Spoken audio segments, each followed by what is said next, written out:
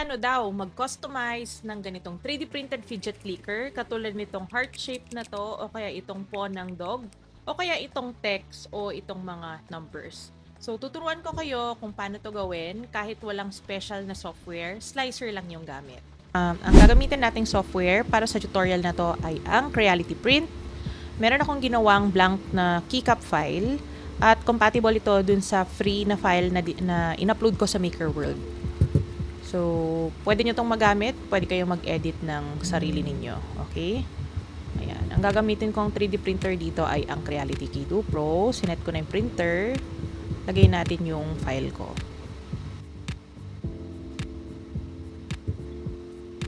Ayan. Ito ay isang blank na keycap. Palitan ko lang muna yung color. Tapos, para sa editing mamaya, para mas mabilis, no? Palitan natin ng red yung pangalawang color. Okay? So, pwede natin gawin, mag-umpisa muna tayo dun sa heart at saka sa paw ng dog. Magda-download tayo ng SVG file. So, heart, SVG. Okay. So, halimbawa ito, make sure na SVG file, no? And then, download natin.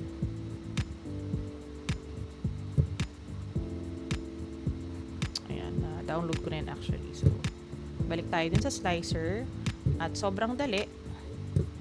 Ang gagawin lang natin ay mali. Ang gagawin lang natin ay i-drag itong file na to papunta dito. Ayun, nakita nyo? Naging 3D na agad. Na-extrude na yung file.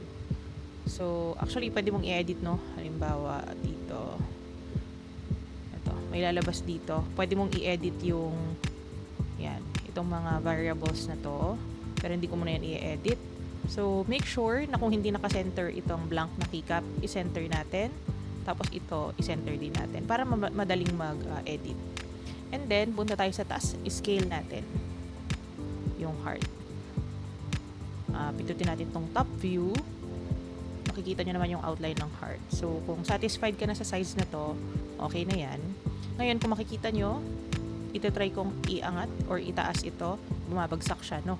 Kasi hindi pa combined itong dalawa. So, anong gagawin ko? Pupunta ako dito sa objects. Ito kasi naka-global, no? Yung default.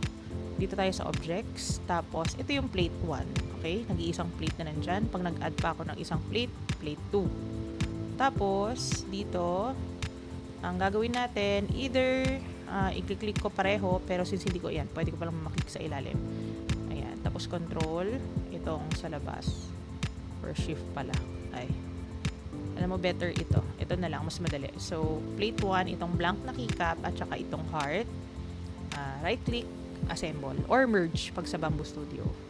Okay? So, ang mangyayari, halimbawa, pag gusto mong i-move yun, yung heart, dahil combine na sila, halimbawa, clinic natin yan. Pag gusto mong i-move, namumove na sila pareho. So, ayaw mo nun, gusto mo yung heart lang. Click natin to, dito no, sa objects, itong heart. And then, iaangat natin. Okay. Tapos, make sure na medyo dikit pa siya, no? Or nakalubog siya dun sa blank na keycap.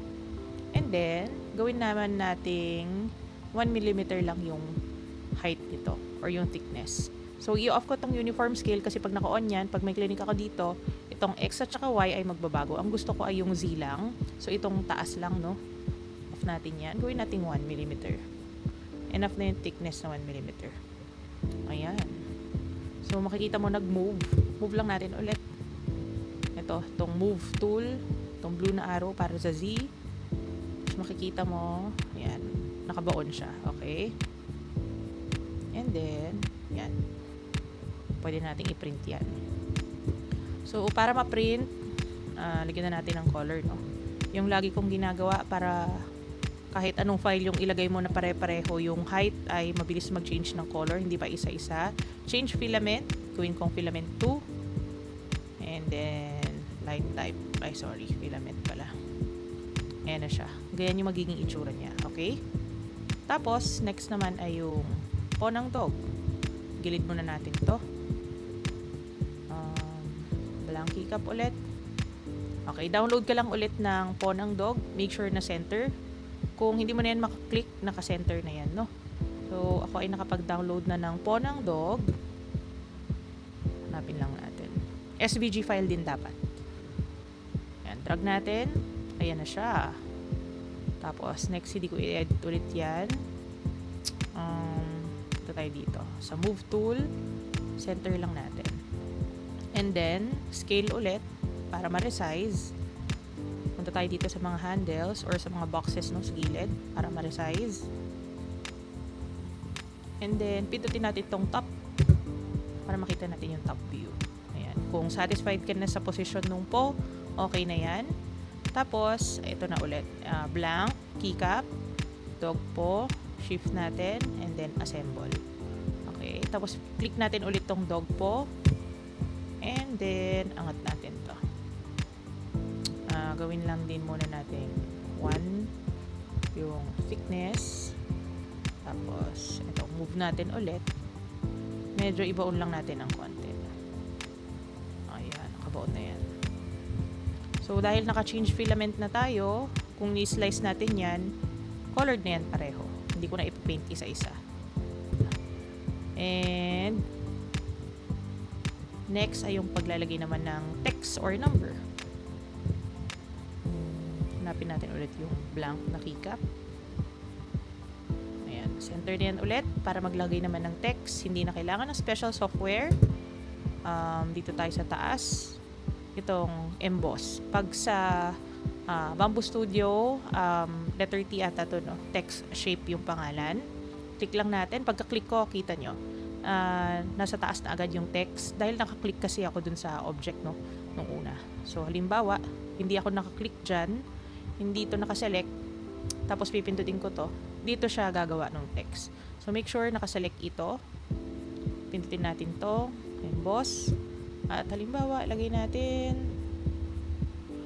12 na lang. Tapos pili ka ng font. Lagay natin dito.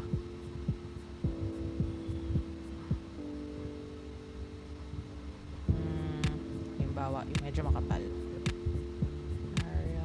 Ayan, black halimbawa. Okay, tapos same. Move natin. Kung hindi nyo ma-move, no, halimbawa, pumindot ka sa labas. Gusto mong i-move. Nagmo-move na pareho. Balik lang tayo dito sa objects. Tapos itong embossed na text. Click ko yan para ma-move ko ulit yung text. At para ma-edit ko siya mag-isa, no? Balik tayo. At pwede mo nga pala yung i-edit ulit. Pinutin lang to. Basta nakaselect itong embossed text. Tapos ito, pwede pa yung ma-edit. Halimbawa, gawin natin 15. And okay, so halimbawa gusto mong baguhin yung size dito, yung depth, medyo nakabaon, no? Tapos yan, naka-join yan, piliin yung join, no? Kasi pag hindi join, magkakaroon ng butas yan, magka-cut. So, click lang natin yung join or hayaan lang natin yung join. At kung gusto mo naman ng text, halimbawa S1, ganyan. And then, kung gusto mong lakihan, pwede rin dito. Ayan. And then, slice plate natin. Ayan. Dahil naka-change filament, naka-set na yung colors. Okay? So, ipaprint ko na lang siya. Yun nga pala, kung mapapansin nyo, hindi na tayo nag-assemble dito, no? Or nag-merge. Kasi, na-select ko siya kanina. And then, automatically, nung pinindot natin to, nakapatong na sa kanya yung embossed text na words, no? So, hindi na kailangan mag-assemble or mag-merge. Ito, kailangan kasi hiwalay sila yung SVG nung una at saka yung blank na keycap. So, select all lang natin and then arrange natin para maayos. At yan, pwede nang i-print. Ganun lang kadali.